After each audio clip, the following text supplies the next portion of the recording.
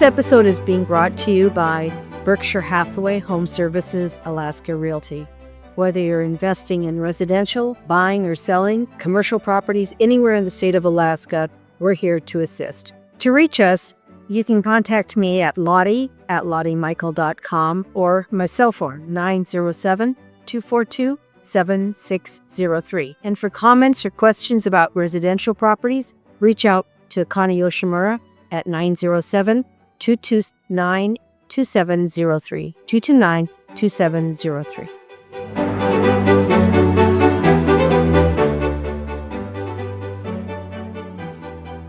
That's been around for a very long time. It started with the VA in the 1950s, actually, with 000 down financing.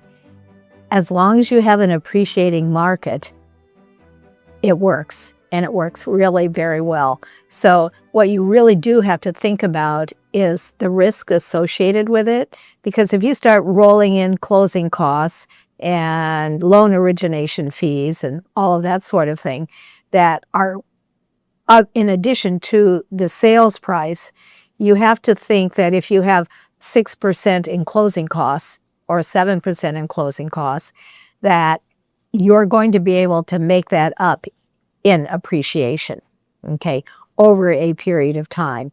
Now, there have been times in the housing market, both nationally and here in the state, when that didn't happen. And veterans had to turn in their keys along with other homeowners. In today's world, if that's what it takes to jump on the housing ladder, because I foresee continued appreciation due to the shortage of inventory on a national level, as well as here in the municipality of Anchorage, I think you're okay. But there's no guarantee in terms of that. So it's a risk. So you have to balance that.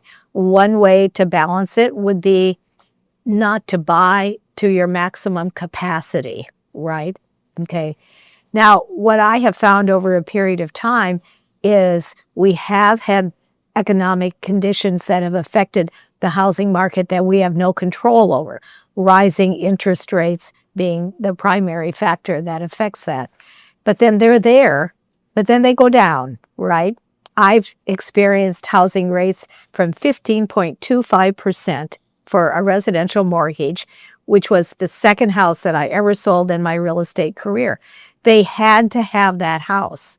All right. He was an engineer. She was a nurse. They had one toddler and another baby on the way. They needed a house. They were new to Alaska, right? That house has since, years have gone by, obviously, but it did have appreciation. And when the interest rate went down, they had the ability to reduce their mortgage. So what I would say is, if it's 100%, and that's what you need to get off your parents' couch, right? Then you go ahead and you do that, because sleeping on your parents' couch, and I'm talking to first-time home buyers, doesn't get you anywhere, all right, as far as the creation of wealth from owning a property. Now, tell us, how long have you been in the real estate business? I'm going into my 19th year. Oh my gosh, Yes. Congratulations, really. I am, yeah. What did you do before you went into real estate? I was in the title business. Mm-hmm. Yeah, I worked with commercial real estate. So I did mainly commercial real estate with the marketing department and did some title and some escrow as well. Mm-hmm. And prior to that, I was in the residential side of title insurance and escrow. And it was a great transition to go from there to real estate, because the one challenge was that all of my sphere of influence were all realtors. You also have another love, which is some athletic opportunities, right? So Yes. Tell us about those. So part of my longtime career in real estate involved me also coaching at West Anchorage High School for cross-country running, track and field. I was the head coach there for quite a few years. And it was just great giving back to the community, working with the young kids, their parents, the West Anchorage community. It feels like it's, I'm calling myself a Westie, even though I live in the downtown area. So yeah, and it was a wonderful way of giving back. Got a lot of enjoyment and fulfillment out of it. Well, I think that coaching is really part of real estate as well, right? Yes, very much It's so. just a different skill set and different knowledge, but it is still all about coaching people through one of the most important transactions of their life.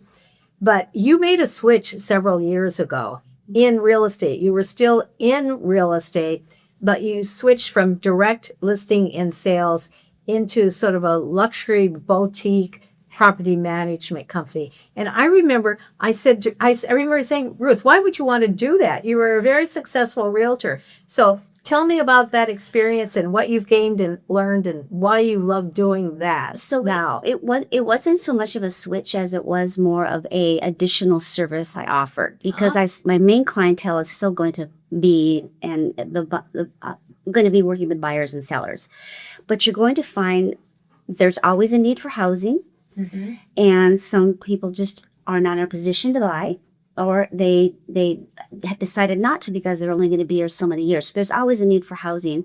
So I decided to go do a small boutique property management company at a certain price point, and that way I would market myself that way, and then I would be very hands-on. I'd offer a service where I'm very communicative. I'm available when something needs to be done. I immediately called them back.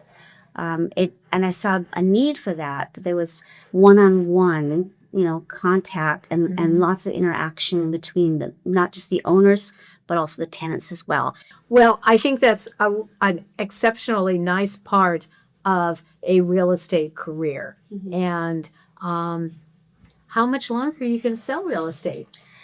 Till I'm not breathing anymore. That's right. That's how I feel. No, really. Yeah, no. Because it is a life. It is a lifestyle, and it's really very rewarding. It really is. Because you're helping people at a very important time in their life, whether they're sellers or whether they're renters.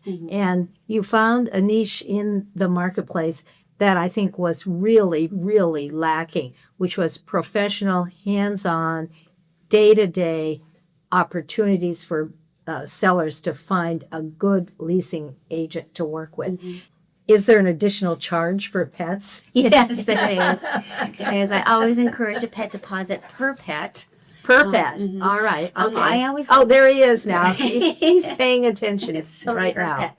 So pet deposits are really important because some people say, well, just raise the monthly rent. Could I do that? And I go, well, you're not going to get the benefit just raising the monthly rent. What you want to do is have a deposit. It gets deposited into the owner's account. Their security deposit, the tenant's security deposit, goes into the trust account of Berkshire Hathaway. But the pet deposit goes directly to the owner. And then they have the driver's wheel with that, because I do the final walkthrough with the tenant. And if it's in normal condition, not if it's usual wear and tear, not unusual wear and tear, then they'll get that deposit back. But if there's wear and tear from the pet, that deposit will get kept for. So any final words of advice for renters? How can renters be competitive if the market is so tight? How can a renter, a potential tenant, get prepared? Well, they need to have a good rental history, because I do a thorough background check. And if I find that they've always paid their rent on time, that they've got the owner of the property or the property manager says that they left the place in great condition, they paid their bills on time, their utility bills, they paid their rent on time, and have a good credit score, they're going to be the most desirable candidate for the owner to pick. And good job, history. I always call the employers to verify their job and their salary amount, all of that. And I get permission, of course, from, the tenant knows that up front, that's what I'm going to be doing through the background interview process. Thanks again to Berkshire Hathaway Home Services Alaska Realty for sponsoring this episode. If you're thinking about buying, selling, or investing in the great state of Alaska, be sure to contact us. Connie Yoshimura at 907-229-273, or for commercial activity, Lottie Michael, CCIM at 907-242-7603.